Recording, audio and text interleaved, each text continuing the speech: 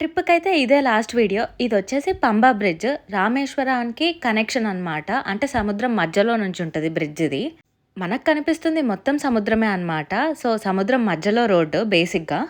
And ఇక్కడే road వే ఉంది, train వే ఉంది, అలానే బోట్ వే గూడా ఉంది. అంటే అక్కడ కనిపిస్తుంది గదా! మధ్యలో అయయితే పైకి లెగుస్తాయన్నమాట. ఏమన్నా పెద్ద బోట్స్ వచ్చినప్పుడు అవతలకి వెళ్ళడానికి.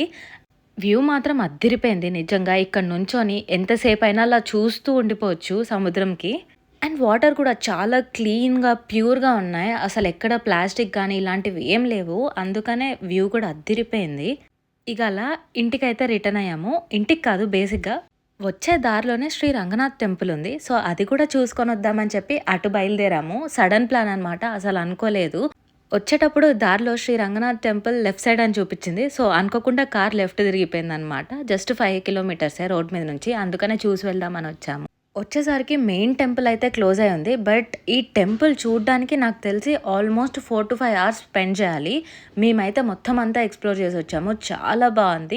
తమిళనాడోళ్ళతో మామూలుగా ఉండదు బ్రో. చూసారు కదా! ఏకంగా లాక్ లేకుండా గొల్లెం పెట్టుకున్నారు. Like, share and subscribe